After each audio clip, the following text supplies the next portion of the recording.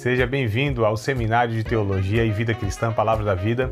Você está em mais um curso de teologia cuja proposta é fazer alargar o seu conhecimento na área teológica, um curso descomplicado, contextualizado, provocativo, reflexivo e que faça sentido para a nossa vida cotidiana, porque entendemos que não só a construção conceitual da teologia, respeitando as correntes da teologia construída nesses quase 2000 anos, mas isso só não é suficiente.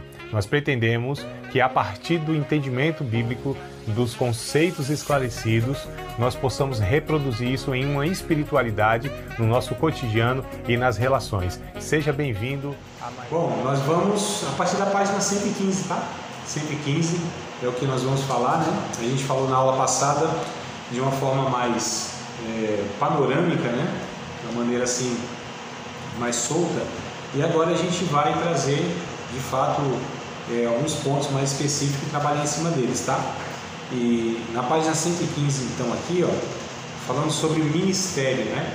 Ministério, a palavra ministério ou ministro, é porque a gente tem um entendimento talvez equivocado, né? Porque nós temos os ministros, né? Na política, o ministro da Justiça, né? Os ministros, então não dá ideia assim que são pessoas superiores, gente, né, que deve ser servida, honestos. Eu não estou nem entrando no mérito da questão das virtudes morais, eu estou falando só da figura em si, não é? Essa figura que, né, um ministro importante tem que ser servido, é superior, uma questão hierárquica, né, autoridade e tal. Mas a Bíblia, ela traz essa expressão ministro, na verdade no sentido oposto. Né? Então, o ministro não é a pessoa a ser servida, ministro é uma pessoa a servir. Né? Então, ministério equivale a serviço. Eu tenho um ministério na igreja. O que isso quer dizer? Quer dizer que eu tenho um serviço na igreja, né? Quer dizer que eu faço algo para servir as pessoas, tá? Então, vamos ler aqui, ó, no nosso textozinho da página 115 lá embaixo, ministério. Entre outras informações, o dicionário na língua portuguesa nos diz que ministério é trabalho ou serviço na igreja. Biblicamente entendemos que todo serviço cristão que se desempenha de modo contínuo é um ministério, desde a liderança até as tarefas operacionais permanentes, tá? Aquilo que se faz, né, de uma forma continuada. Um trabalho eventual não pode ser assim considerado. Eis aí um fator que serve até para diferenciar ministérios e dons espirituais. Então tem pessoas que elas têm dons espirituais, num culto, por exemplo, elas exercem esse dom, mas isso não é considerado um ministério. A gente vai inclusive ver a diferença do profeta ministerial, né? Ou ministério de profeta, e a pessoa que tem o dom de profecia. São coisas distintas, não é a mesma coisa, tá? Então não é que a pessoa tem um dom de profecia que ela é um profeta, né? No caso da mulher, profetiza. Não é, tá? Necessariamente. Mas vamos lá. Existem 4 termos gregos que se relacionam aos vocabulários ministro e ministério. Hyperetai, é assim que se lê, né? Leiturgos, sunergon e diáconos. O diáconos para nós é o mais, talvez o mais conhecido, né? E o liturgos talvez também, né? E vem a palavra nossa liturgia. Então olha só, o que é a liturgia? A gente entende por andamento do culto, aquilo que é feito, né, no culto, a gente chama de liturgia, né? Aquilo que é realizado no culto. Mas aqui, o leiturgos, eu vou falar do hiperetas. O hiperetas, ele é traduzido por ministro. Vamos no texto de 1 aos Coríntios, capítulo 4, verso 1 e 2, se não me falha a memória. Então, 1 aos Coríntios, capítulo 4, versículos de número 1 e o versículo de número 2. Que os homens nos considerem como ministros de Cristo e dispenseiros dos mistérios de Deus. Além disso, requer-se nos dispenseiros que cada um se ache fiel. Olha que coisa interessante, são 2 palavras que eu quero destacar na verdade aqui. Uma delas é o ministro, né, que Paulo vai dizer, que é o que a gente está falando aqui, e a outra é dispenseiro, tá? Uma palavra aí também que eu quero estar tratando com vocês. Deixa eu levantar um pouquinho aqui, deixa eu ver se eu ajusto para a gente ver um negócio aqui, tá? Eu vou fazer um desenho para vocês aqui, aproveitem, tá? Porque além de professor de teologia, eu também sou um exímio desenhista. O curso de desenho que eu fiz, né? Avançado, tá, irmão? Um negócio assim, é arte. Então, ó, coisa interessante. Vamos ver se eu consigo fazer. Pronto. Isso aqui você sabe o que é, né? Já dá pra, talvez tá um reflexo ali, mas imagine aqui, né? As ondas do mar. Isso aqui é perfeição pura de desenho, né? Ó, eu estou desenhando aqui um barco da antiguidade, tá, irmão? Então, não é esse navio de hoje, não. Motorizado, diesel e tudo mais. Né? Aqui ele era a vela. Né? Aqui são as janelinhas. E aqui tinha, ó, entende isso aqui como um remo. Os remadores. Isso, mano, aí, ó. Ó, que coisa boa. Até eu estou me superando aqui, ó, vou até filmar. Então, aqui são os remos, né, mano? Não dá pra gente entender uma questão interessante aqui. Aqui também tem remo. Aqui não vai ter. Então, tudo remo aqui, ó. Era o que movia, né? O navio, né? Você tinha a questão da vela? Tinha, mas nem sempre ela dava conta, né? Quando não tinha vento, então a gente tinha que... Então aqui são as velas, né? Esse primeiro patamar aqui, ó, era uma galeria que tinha, né? E aqui outra galeria, tá? Isso aqui é dentro do navio e embaixo, né? E aqui ficava, olha que perfeição de desenho, ó. Nossa, ó, aqui ficava, né? Pessoal e tudo mais. Tá vendo meu curso de desenho que me habilitou a fazer? Aqui, amados, tinha a chamada galeria. Primeira galeria, segunda galeria. Né? Quem ficava aqui dentro era a galera. É sério, parece engraçado, né? Então, tinha a galera do primeiro patamar e a segunda galera aqui do segundo patamar, que era mais baixo. Esse pessoal aqui, do segundo patamar, esse aqui, eles eram chamados de riqueireiras, tá? E traduzido é ministro, que eram os escravos inferiores. Então você tinha aqui também escravos.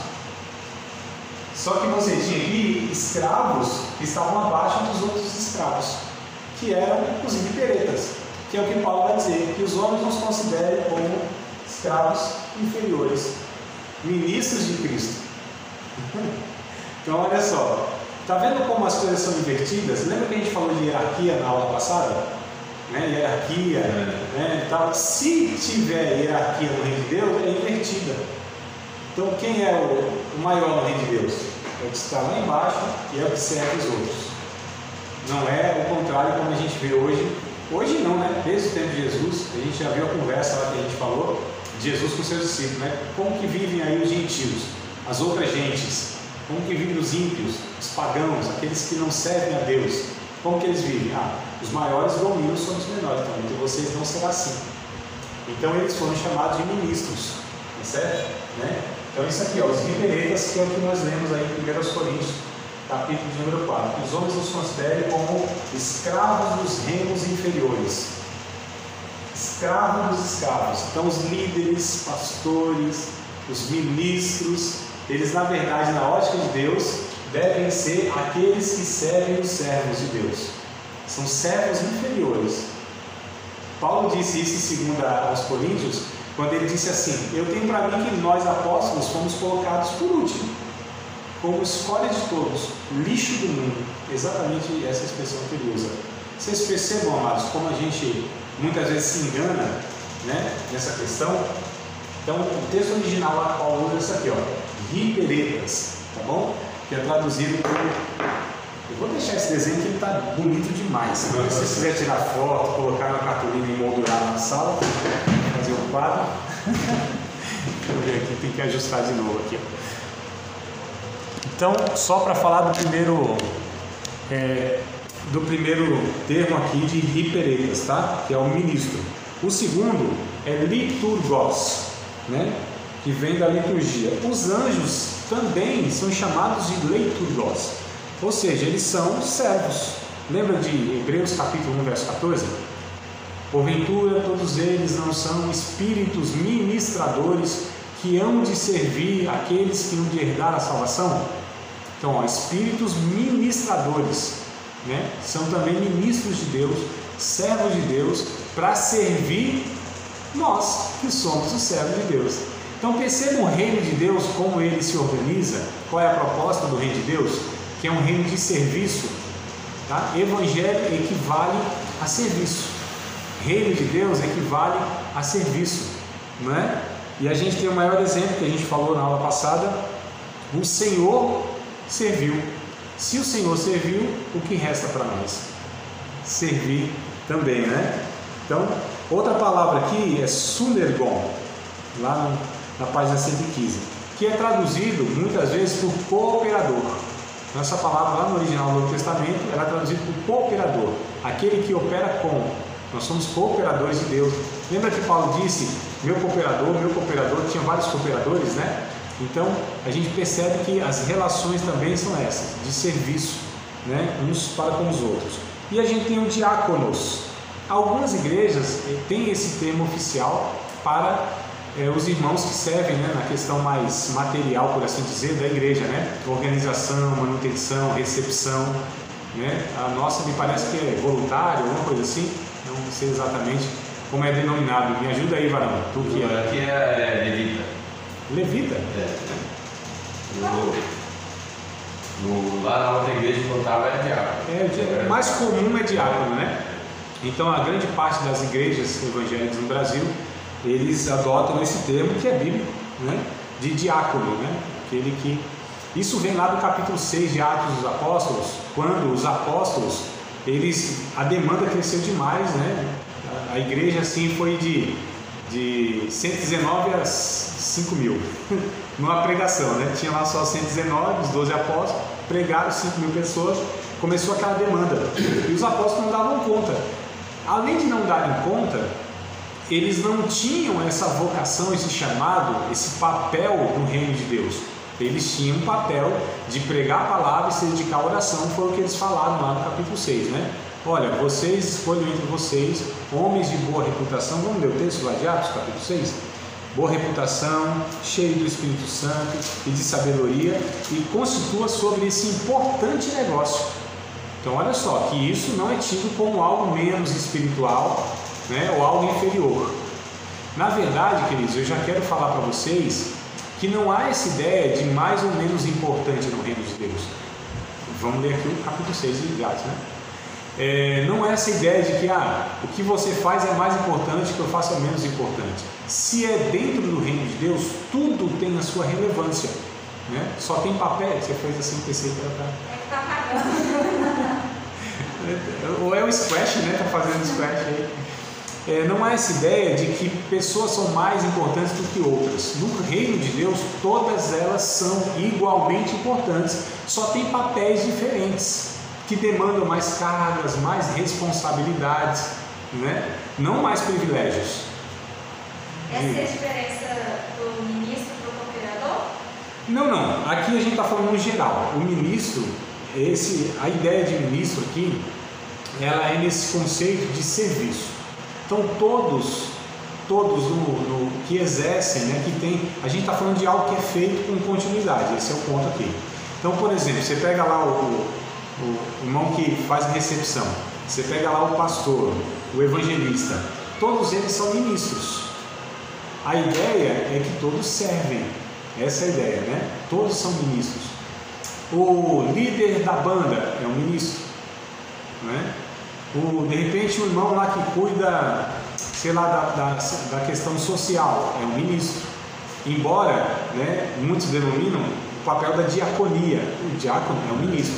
Então, na verdade, o ministro aqui está sendo considerado como todos aqueles que exercem, que têm funções que são continuadas. E não é uma pessoa que vem esporadicamente, faz uma coisa e não faz mais ou faz de vez em quando. São aqueles, entre aspas, oficiais da igreja, que eles, né, são responsáveis por as áreas diversas da igreja, né? Então você tem o Ministério do Patrimônio da Igreja, o Ministério da Cozinha, o Ministério das Crianças, o Ministério dos Jovens, o Ministério dos Homens, das Mulheres, né, e tal, os dos diáconos, e por aí vai. Então, ministro aqui no geral, né? Agora, essas palavras aqui, hiperetas, liturgóis, sunergon, diáconos, elas vão diferir das pessoas, as suas funções, mas todas elas debaixo do guarda-chuva do ministério. Entendeu? Então, nesse sentido aqui, que a gente está falando, um deles é o diácono. Então, olha só como que o diácono, quando que o diácono e por que o diácono, ou os diáconos, ou esse ministério diaconal, ele surge. Capítulo 6. Não é que não existe, não é que foi inventado aqui, não existia. Existia já, né? Pessoas denominadas de diáconos. Mas aqui, na igreja judaica cristã ou cristã, eles foram oficializados, tá? E foram dados critérios para se escolher os diáconos, né? Porque antes que a gente leia aqui, não é qualquer um que pode ser escolhido para o ministério. E a gente não está falando de capacidade. Não é, esse não é o ponto. A gente não contrata capacidade, a gente contrata compromisso. Contrato aqui, vocês estão entendendo, não tem nada a ver com questão empresarial, né? Então são pessoas comprometidas com aquilo, porque na grande maioria, sei lá, 90 e tantos % são voluntários, são pessoas que são assalariadas para fazer isso, são voluntários, né, dentro da igreja, mas são voluntários que se comprometem, né, que são responsáveis por aquilo que elas voluntariamente se ofereceram, tá? Ou que foram convidadas e aceitaram, né? Então esse é o ponto, tá?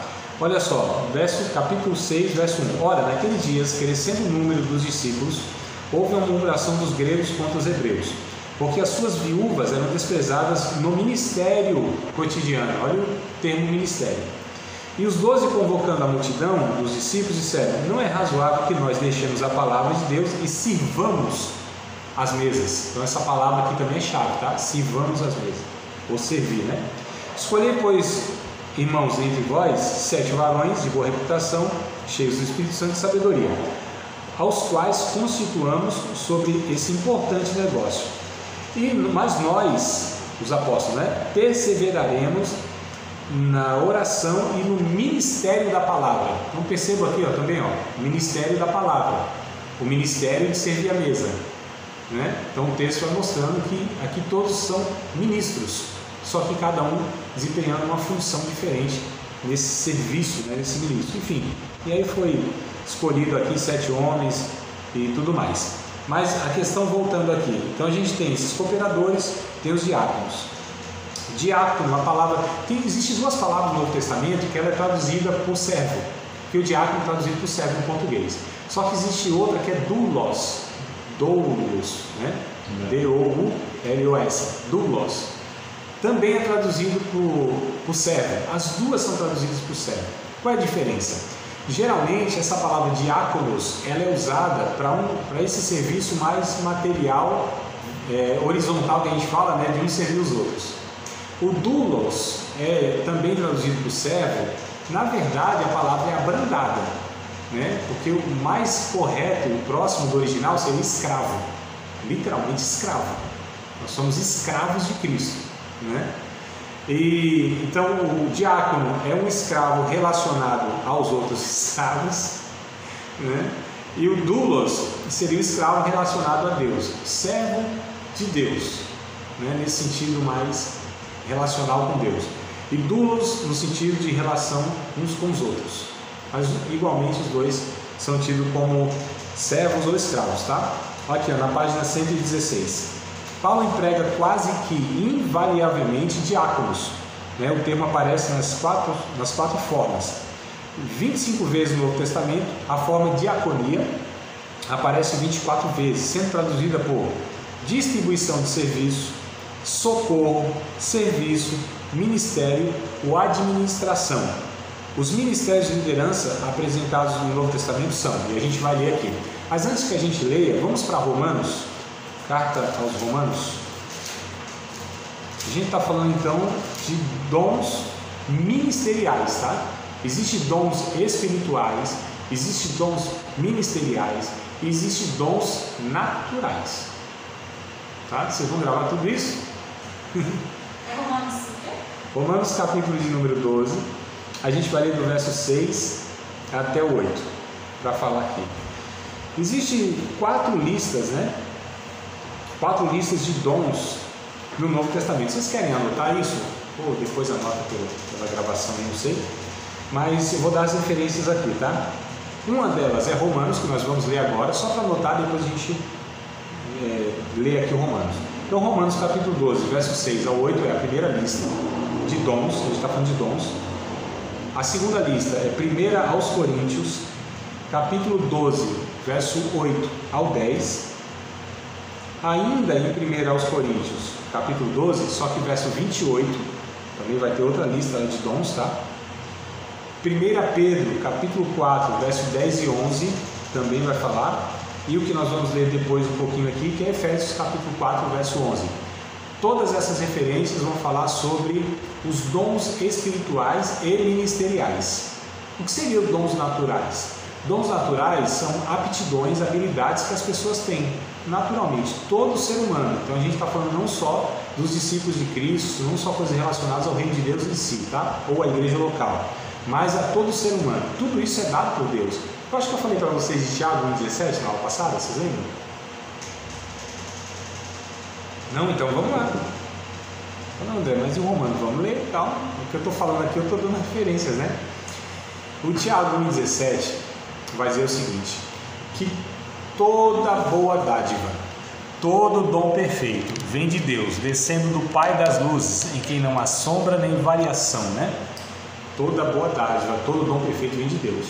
Então, tudo o que o ser humano consegue produzir, toda habilidade, é capacitação de Deus para a pessoa. Isso a gente chama de dom natural, ou dons naturais. Quando a gente pega lá o Antigo Testamento, quando foi para fazer o tabernáculo, né, que era aquele templo móvel lá dos judeus no Antigo Testamento, Deus separou alguns homens lá. Eu esqueci o nome deles agora. Esqueci, vou lembrar. Mas a questão é, o texto vai dizer, se eu não conseguir agora rapidinho, depois eu passo para vocês no WhatsApp aí, tá? No grupo, vocês me lembrem, né? Mas lá em Êxodo vai falar, cheio aqui, é o 31.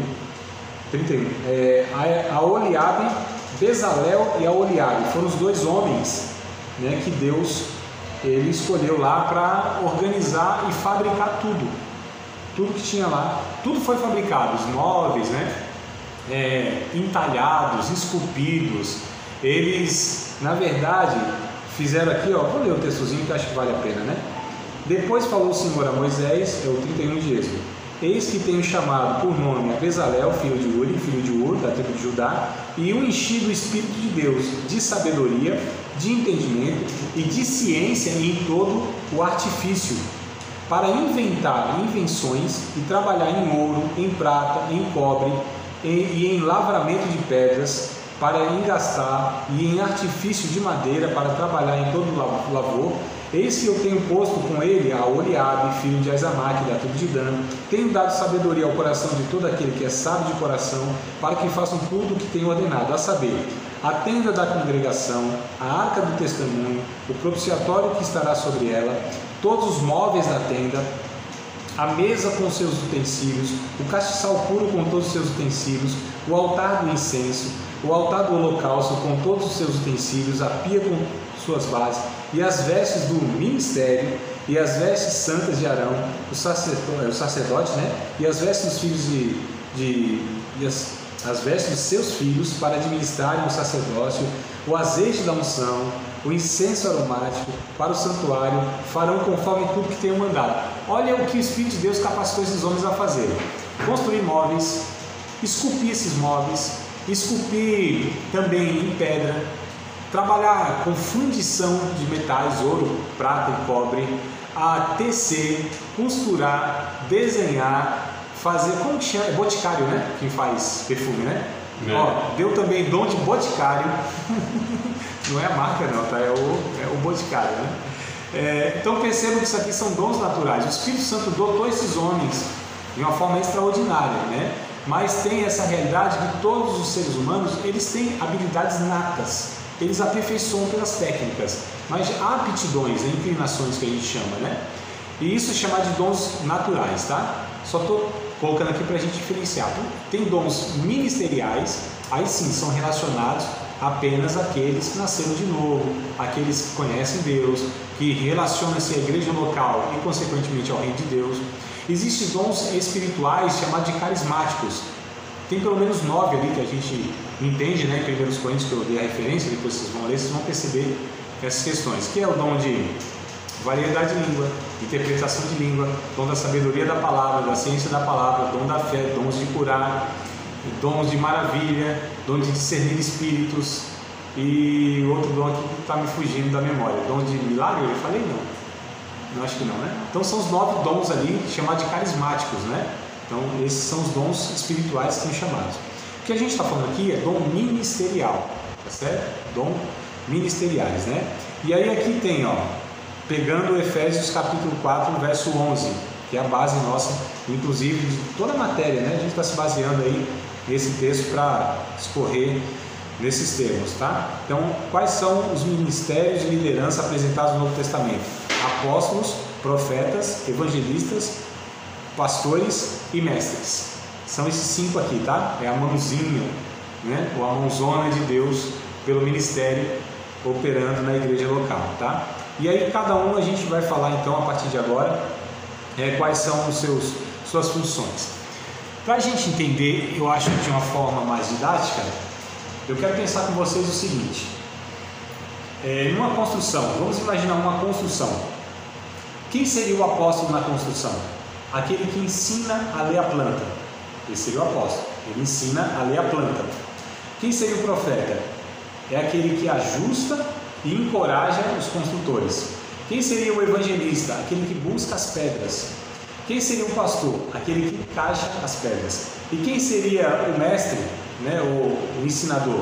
Aquele que trabalha, aperfeiçoa as pedras. Deu para ter uma noção assim dos papéis de cada um? Vou dar outra ilustração que eu acho interessante. Ó, aqui, ó.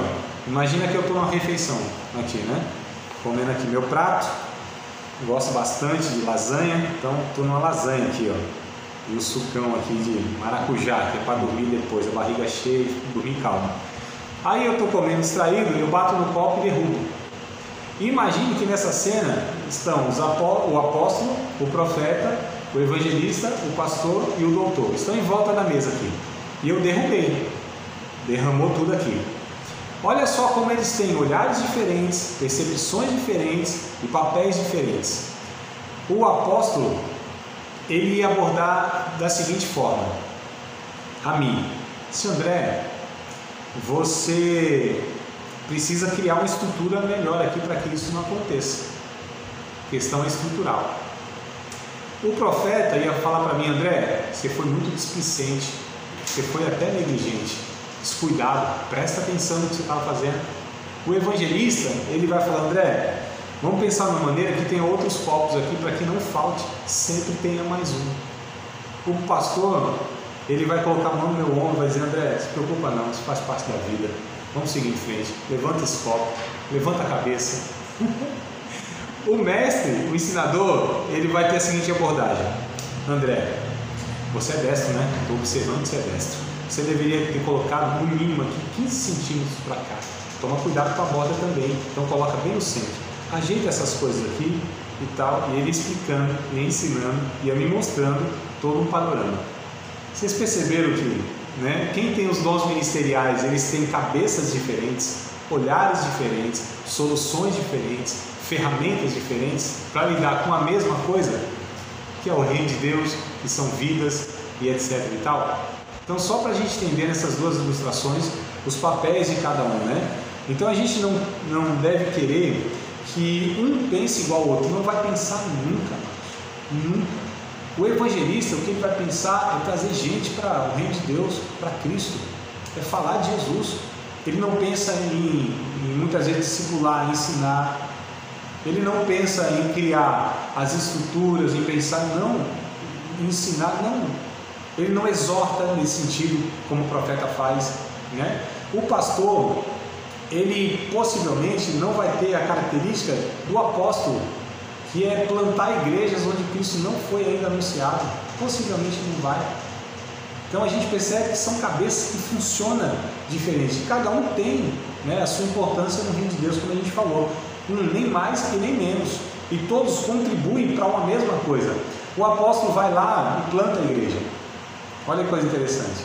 O pastor vai lá e cuida daquilo que o apóstolo começou. O profeta ajuda o pastor a exortar aqueles irmãos, né? O evangelista traz pessoas para aquela igreja que o apóstolo plantou, que o pastor está cuidando e que o profeta está advertindo.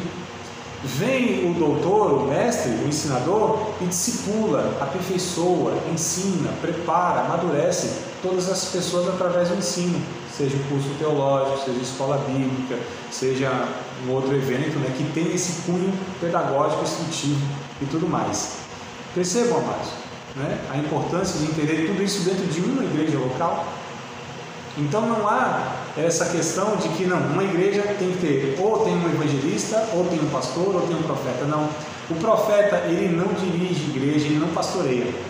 Quando alguém com dom de profeta vai dirigir uma igreja, é pedaço de gente para todo lado, porque ele só sabe apontar o erro, ele só sabe, né, falar do pecado, exortar o povo de uma maneira mais enfática.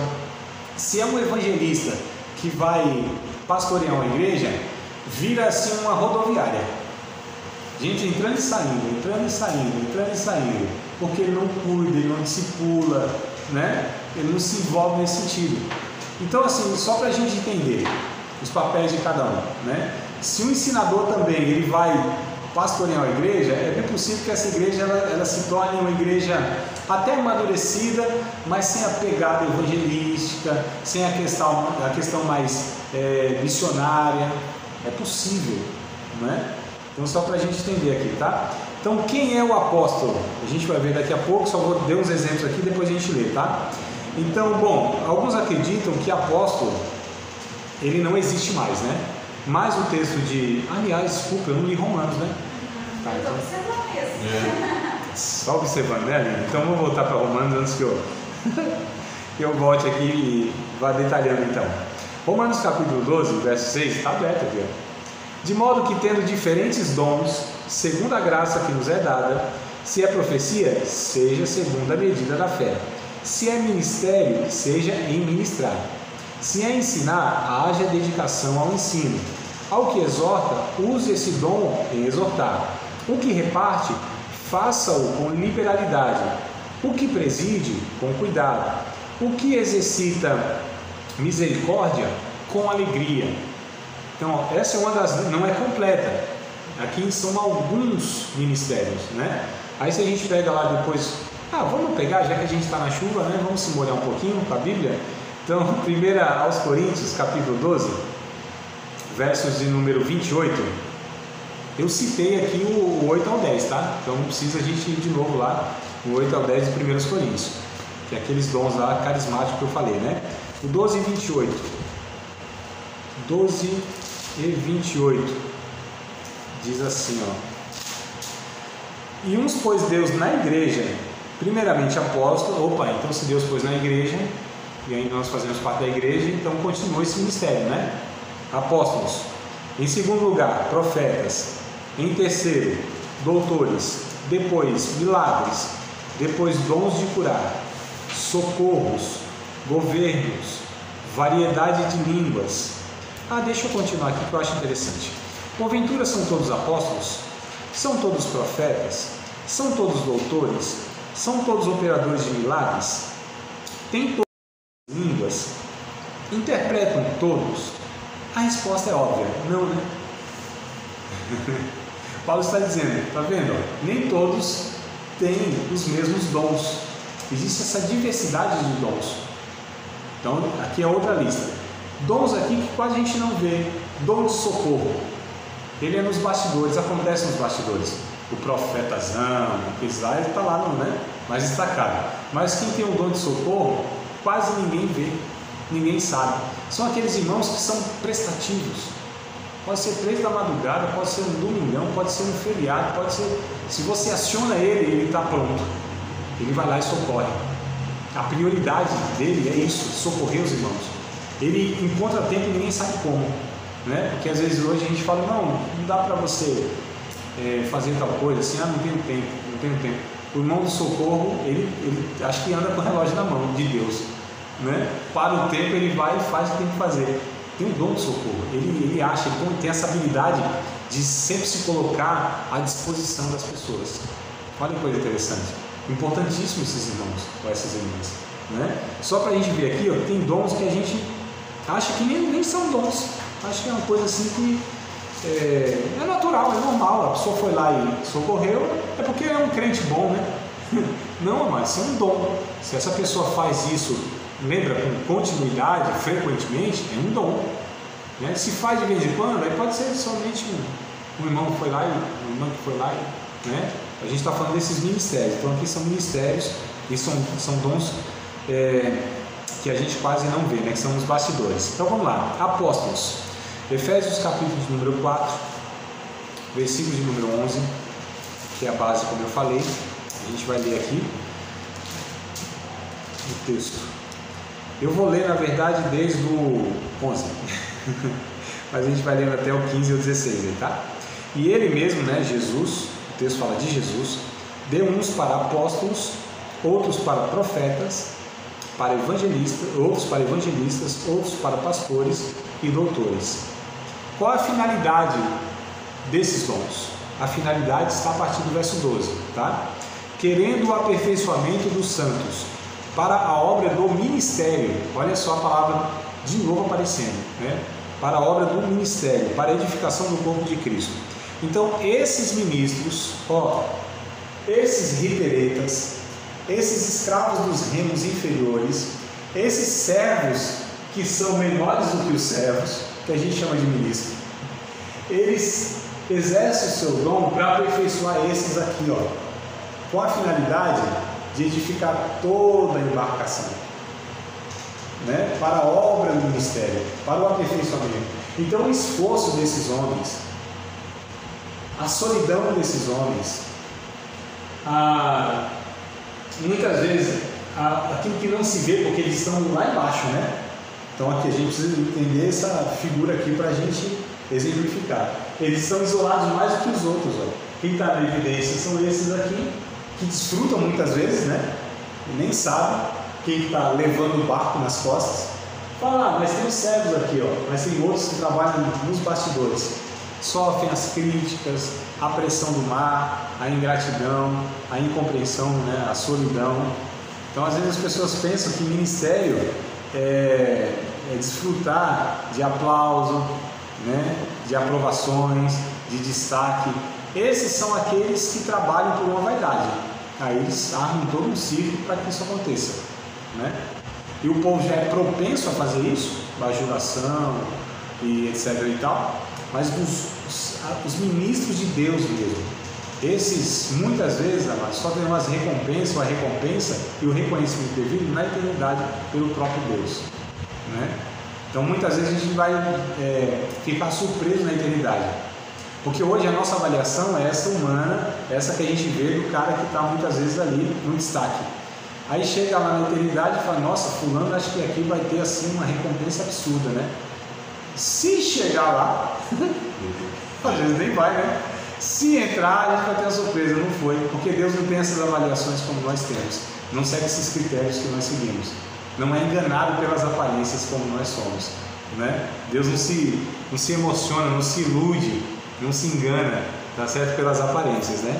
Mas enfim, então essa é a finalidade, o aperfeiçoamento dos santos, estou falando dos ministros, né? Eles aperfeiçoam então os santos para a obra do ministério, para a edificação do corpo de Cristo, até que todos nós cheguemos à unidade da fé e ao conhecimento do Filho de Deus, a varão perfeito, à medida da estatura completa de Cristo. Então a finalidade desses irmãos, desses dons ministeriais, é levar a igreja, os discípulos de Cristo, ao amadurecimento cristão, tá? É o que está escrito aqui, né? Aqui eles entendam a importância da comunhão entre os irmãos, que chama de unidade da fé, que eles cresçam no relacionamento com Cristo, pessoalmente. Paulo chama aqui de conhecimento do Filho de Deus, varão perfeito, amadurecido. Não que esses ministros devem tornar as pessoas dependentes deles, né, amados?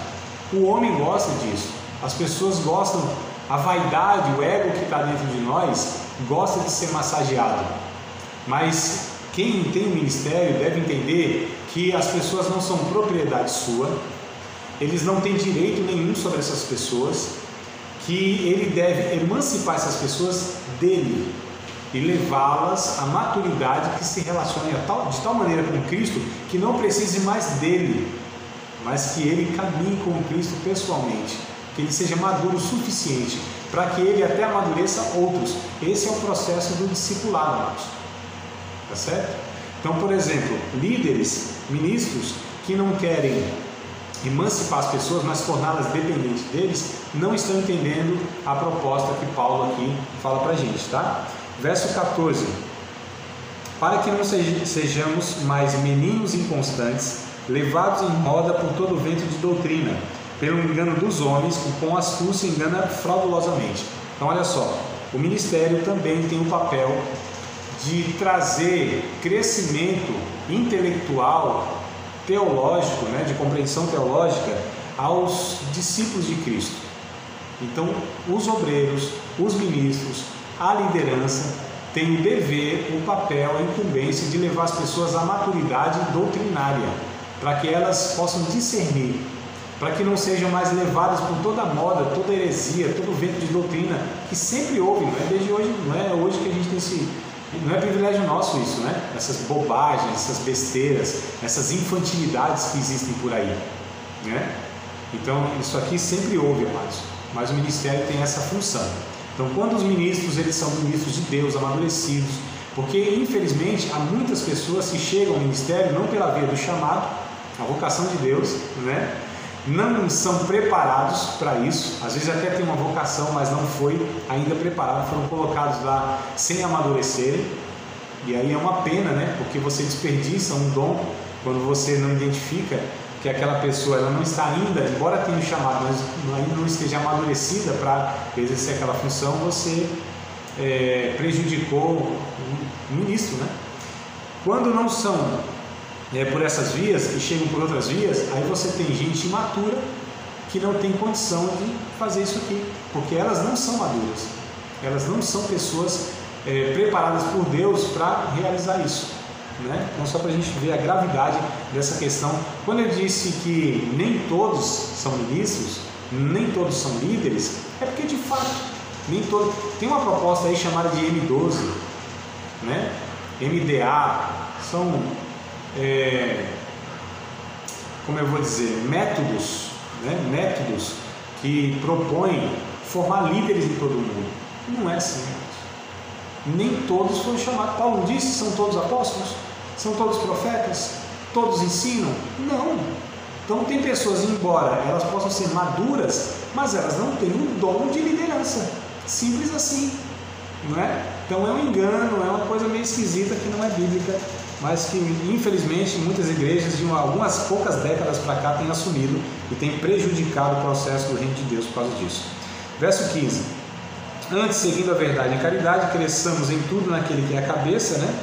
Cristo, do qual todo o corpo, bem ajustado e ligado pelo auxílio de todas as juntas, segundo a justa operação de cada parte, faz aumento do corpo para a sua edificação em amor.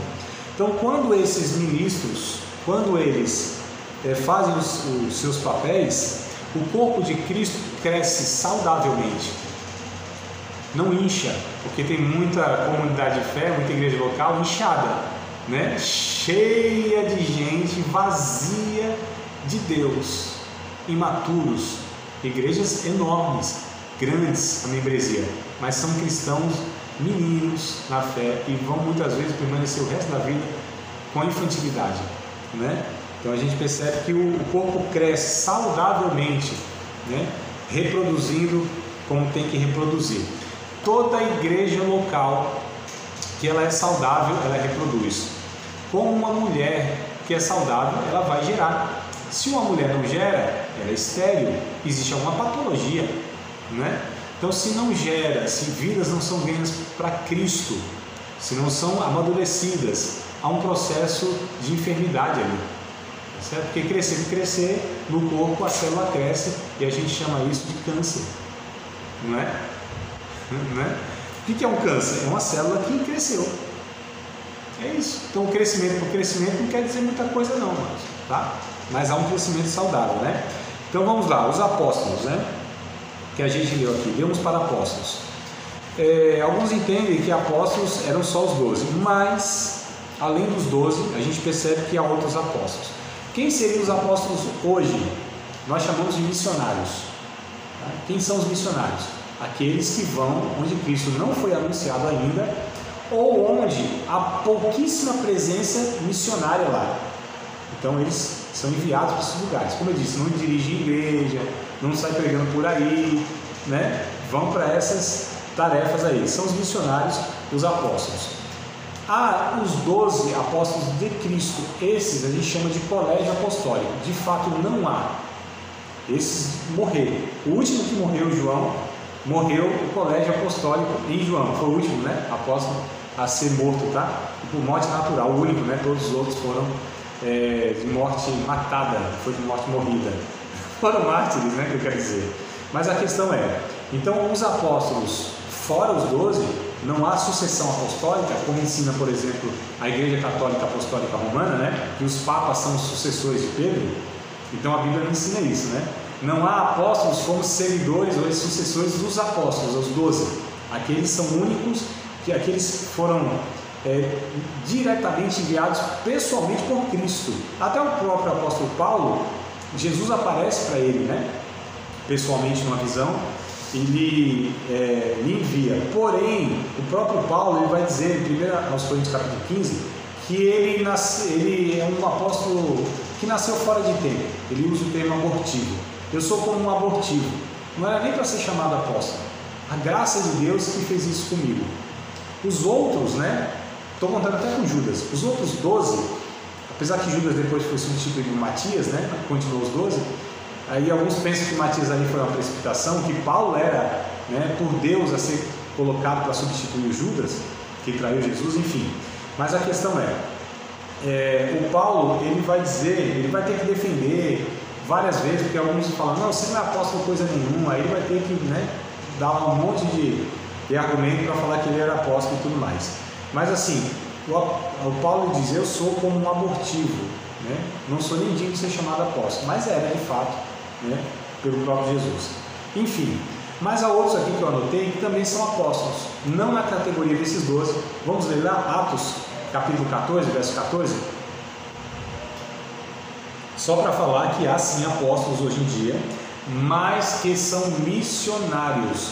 Não são essas figuras que muitas vezes estão como dirigentes de igrejas, que deveriam ser pastores na função, mas por um entendimento deles, que pastor é inferior e apóstolo é o top, né? Apóstolo seria o cara, porque a ideia, a cabeça deles funciona assim, de uma forma mundana, não é espiritual essa mentalidade. Eu tenho que ser apóstolo, porque tem que ser maior. Então eles colocaram apóstolo, né? Aí a pergunta sempre quem é maior nessa história? Não tem maior, não tem, são papéis diferentes, tá? Então vamos lá, Atos dos Apóstolos, capítulo 14, versículo número 14. Vou pegar os textos só para mostrar para vocês que há sim de fato, né, o ofício ministerial de apóstolo, mas que, repito, equivale hoje ao nosso missionário. 14 e 14 de Atos, diz assim: ouvindo porém isto, os apóstolos Barnabé e Paulo rasgaram suas vestes e saltaram para o meio da multidão, clamando. Então olha só, está no plural, os apóstolos Barnabé e Paulo. Barnabé não faz parte dos 12, e nem Paulo, só que Paulo é diferenciado, como a gente já falou. Mas o Barnabé também é chamado de apóstolo, tá? Quando a gente lê aqui, o verso de número 4, eu devia ler o 4 primeiro, né? Foi de trás para frente, lemos o 14, mas o 4 aqui, Dividiu-se a multidão da cidade, uns eram pelos judeus e outros pelos apóstolos. Então esses apóstolos estavam inclusos os 12 lá na ocasião, estavam lá nessa ocasião, né, junto com Paulo. Até o Matias, me parece, também estava aqui, mas estavam outros que eram também chamados de apóstolos. Porque quando a gente lê o capítulo 13, ou seja, o anterior, no verso 1, está escrito assim, ó: na igreja que estava em Antioquia, havia alguns profetas e doutores, a saber, Barnabé, Simeão, chamado Níger, e Lúcio, Cirineu, Manaém, que fora criado com Herodes, o tetrarca, e o Saulo, que é o Paulo, né? É o mesmo. Então, olha só, a Bíblia não distingue aqui, tinham profetas, tinham doutores, tinham apóstolos, mas entre eles está o próprio Barnabé e o Paulo, né? Então, fora o Barnabé, que já foge então dos 12, né? Também foge da questão de Paulo. Gálatas capítulo 1, verso 19, Gálatas 1 e 19, bora lá para esse texto. Gálatas, capítulo 1, verso de número 19. Vou procurar com vocês aqui também. Está escrito assim, ó: e não vi nenhum, Paulo falando, né? Paulo que traz esse relato. E não vi a nenhum outro dos apóstolos, senão a Tiago, irmão do Senhor. Quando Paulo sobe para Jerusalém, ele encontra Tiago, irmão do Senhor. Havia 2 apóstolos por nome de Tiago, o filho de Alfeu e o filho de Zebedeu, né? Tiago e Tiago menor, que era chamado, tá? Esse Tiago aqui não é nenhum dos 2, é o irmão de Jesus, que é quem escreve Tiago. A carta de Tiago não é escrita nem por nenhum dos 2 apóstolos que eram Tiago. Aqui, como Judas também, a carta de Judas não é o Judas Iscariotes, e nem é o Judas chamado de Tadeu, né? Também tinha 2 Judas, né? Tadeu, também apelidado de Lebeu, e o Iscariotes, que é quem traiu. Eita, que confusão da bexiga esse negócio de nome, né? Se a gente falar de Maria, então tem um monte de Maria aqui, meu irmão. Igual no Nordeste, né? Gritou Maria de 10, 11 horas. Então, aqui tinha o Tiago, que também é considerado apóstolo, pelo próprio apóstolo Paulo. A gente vê em 1 aos Coríntios, vamos voltar um pouquinho aqui, estava em Gálatas, vamos para 1 aos Coríntios, capítulo 9, versículo de número 5. Paulo ainda também, né, trazendo argumentos para defender o seu apostolado. Olha quem ele chama aqui para a conversa, né?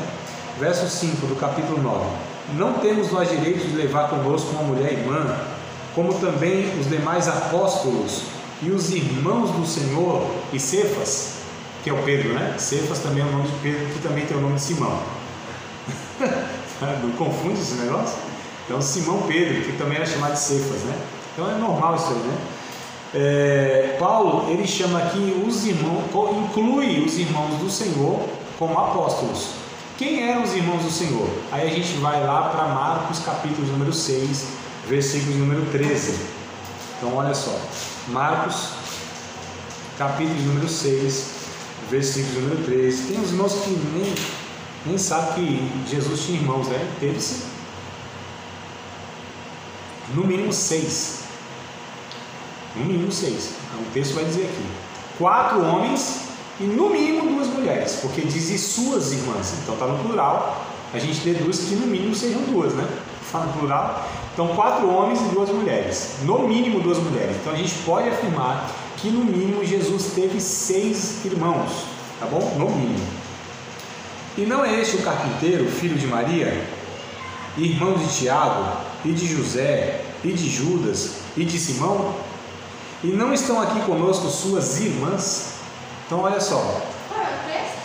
Marcos 6 e 3, capítulo 6, 6, meia dúzia e verso 3. Tiago, José, Judas e Simão.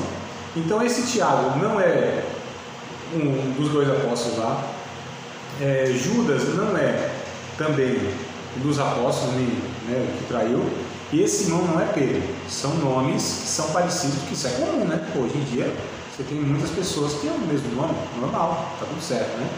Esses são os irmãos de Jesus, que também são considerados apóstolos no sentido de missionário, enviados. Esse é o ponto, tá? Que eu não quero que seja confundido. Então nessa contagem aqui, ó, Barnabé, mais 4 são 5, mais 12 dos 12, mais Paulo, dá uns 19 apóstolos. Só que 12, eles são diferenciados, não podem ser, tá certo? Depois deles não há um perfil, porque eles teriam que ter convivido, para ser apóstolo de Cristo, teria que ser chamado diretamente, pessoalmente por Jesus, enviado pessoalmente por ele, convivido com Cristo todo o ministério. Então só foram os 12 que, né, tem esses pré-requisitos. Agora os outros aqui que a gente contabilizou, 5, 6, sei lá, esses são missionários, tá certo? Então esse é o ponto que eu quero colocar para vocês, tá?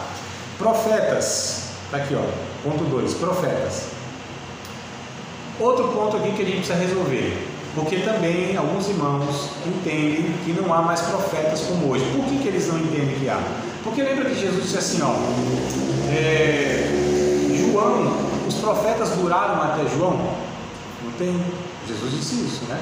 Vocês não lembram, não leram? Jesus disse isso.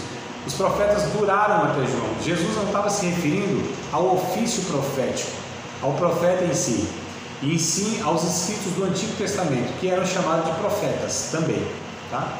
Depois eu dou para vocês textos aqui, só para ganhar tempo, a gente retoma depois, né? E aí eu pego os textos, tá? Mas o profeta aqui que eu estou me referindo, que o Efésios 4 se refere, não é esse profeta do Antigo Testamento, aquele que recebia diretamente a palavra de Deus, e ele até escrevia, e aquilo era a palavra de Deus, né? O profeta que o texto se refere, que eu vou passar para vocês aqui, os textos que se referem, é o pregador itinerante que a gente chama. Aquele que prega a palavra de Deus em comunidade em comunidade, igreja em igreja, né? Aquele que leva a palavra de Deus em diversos lugares. Não é o evangelista, porque o cunho da mensagem, o teor, o conteúdo da mensagem, não é, pode até ser evangelística, mas a gente vai ver que o evangelista só tem essa mensagem, não tem outra.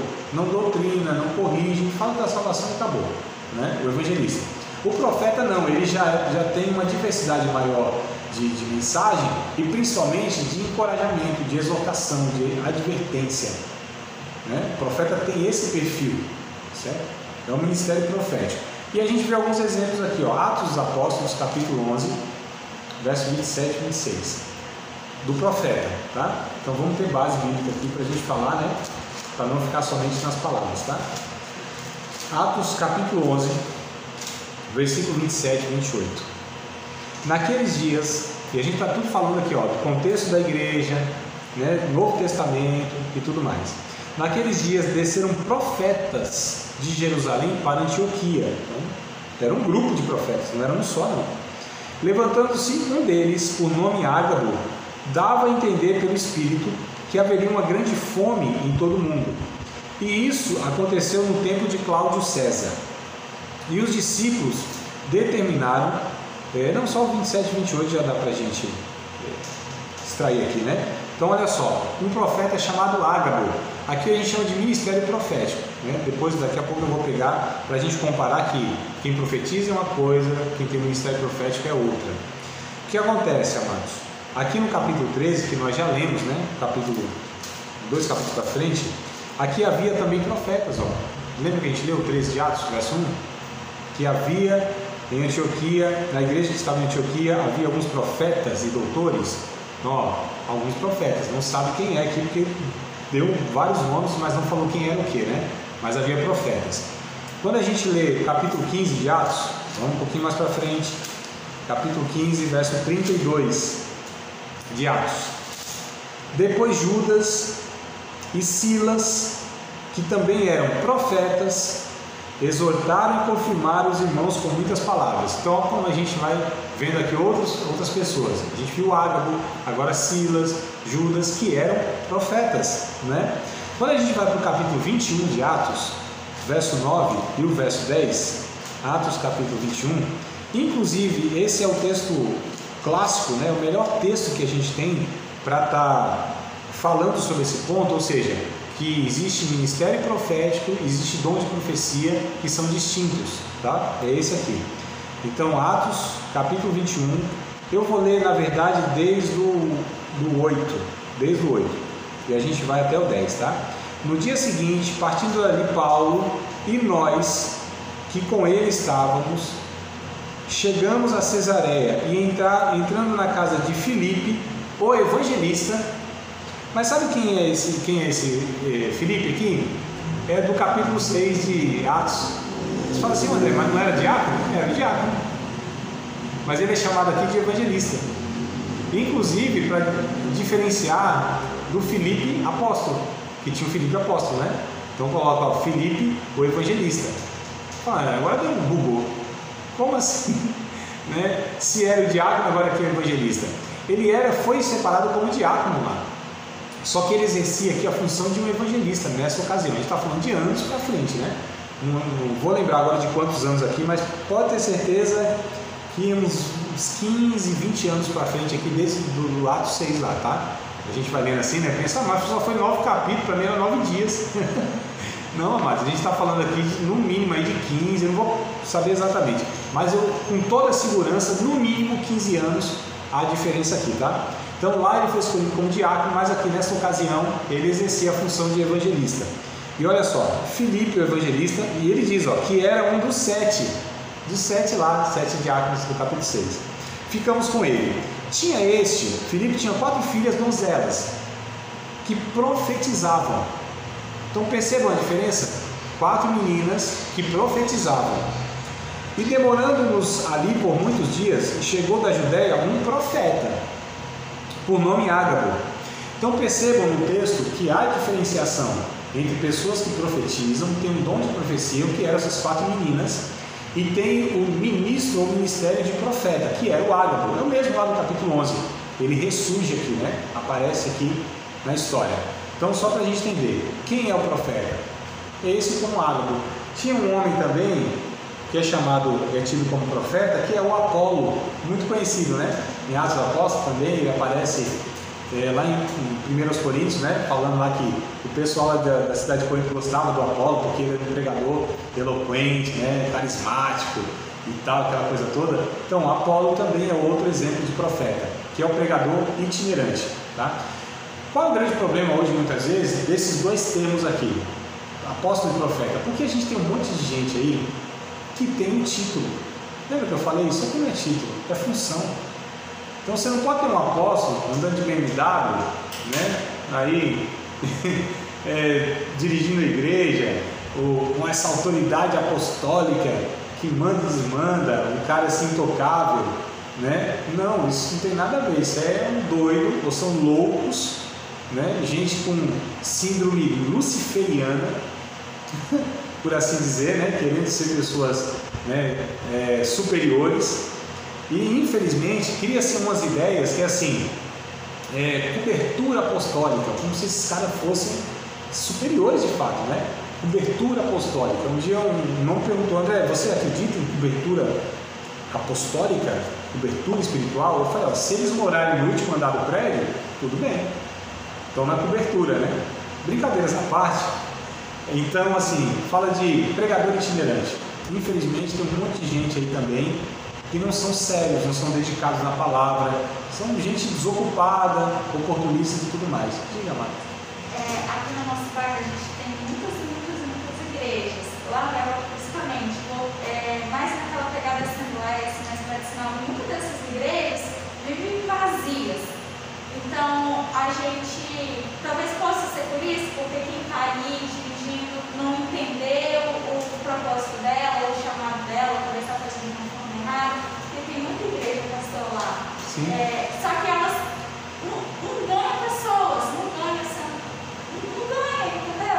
Tem aqueles cultos normais, mas você não vê uma movimentação diferente, sabe? De uma igreja que foi colocada ali e teve um efeito, né? Uma igreja precisa ter que um banho de vida. Pode ser que estão faltando dois ministérios, dois dons ministeriais lá. Primeiro, o pastor, porque o pastor também ele ganha pessoas para Cristo, ele cuida, né? Então o pastor talvez não esteja, estou numa hipótese aqui, né? Sou Deus para saber os negócios, eu sei, estou numa hipótese, né? Porque para mim é natural. Se tem pastor, um cara que é pastor mesmo, como deve ser, ele vai cuidar daquelas que estão lá, vão fazer essas pessoas amadurecerem, inclusive essas pessoas vão entender o papel delas para ganhar outras pessoas. É assim que é o processo de uma igreja, né? Orgânica, por assim dizer, no crescimento natural pelo Espírito Santo e tudo mais. Quando alguém maduro ensina os outros o papel deles e eles vão... E aí vai fluindo. Exato. Então, quando isso não acontece, é porque está faltando, talvez... Ou evangelista também. Então, ou está faltando um pastor, de fato, pastor bíblico. Maduro, não, pastor maduro. Porque essa questão, às vezes tem a pessoa com título de pastor. O título não quer dizer, o que a pessoa tem um título não quer dizer necessariamente que ela tem uma vocação, que ela é chamada por Deus. Esse é o ponto, amados. Então, assim, tem muitas pessoas que têm os títulos, mas elas não são. Até a pergunta que fazem para mim, André, o que é unção? O que seria unção? Fala que uns são e outros não são. Isso é unção, né? Então, tem gente que tem um título, mas não é na vocação, não foi chamado por Deus, está lá por outros motivos, como eu falei aqui, por outras vias. Só Deus sabe como chegou lá, o porquê que chegou lá, né? Não são pessoas chamadas por Deus, não são pessoas amadurecidas de fato. Estou falando de muitos casos. Então, o que isso vai resultar?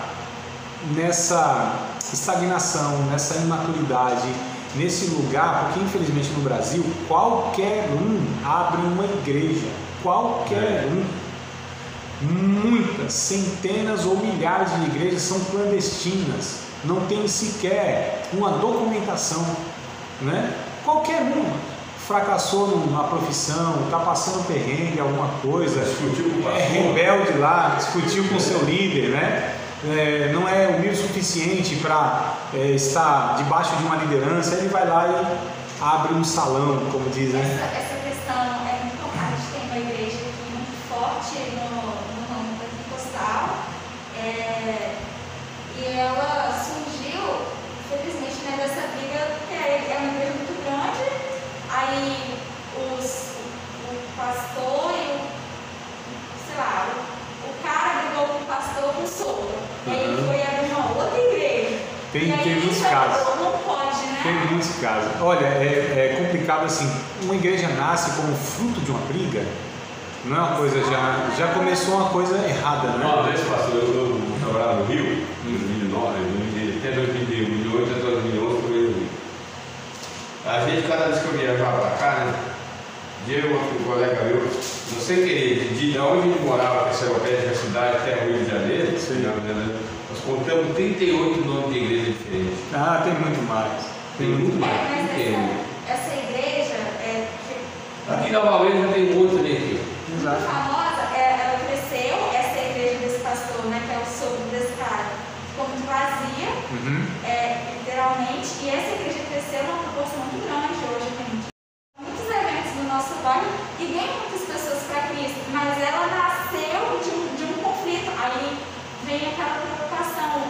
Antigamente eu ficava muito preocupada assim, e aí? Então. Minha mãe sempre falava que nada vinha, nada espiritual se nasce debaixo de desobediência. É muito complicado, né? Muito complicado. Teve uma origem, né, que ela não foi saudável. Então é muito complicado essa questão, é assim.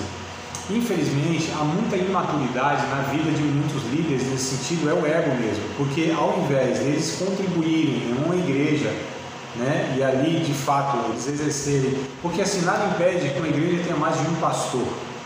A gente depois mais à frente acabou de participar de mais uma aula de um dos nossos cursos, Seminário de Teologia, Vida Cristã, Palavra da Vida. Espero que tenha te abençoado, não só alargado o seu conhecimento teológico, mas que tenha também atingido o teu coração para que você possa, a cada dia mais, reproduzir a vida de Deus nas suas relações cotidianas. Se você ainda não é aluno oficial de um dos nossos cursos, se inscreva aqui no contato que vai aparecer do WhatsApp. Também nos siga nas redes sociais, se inscreva no nosso canal, compartilhe à vontade e Deus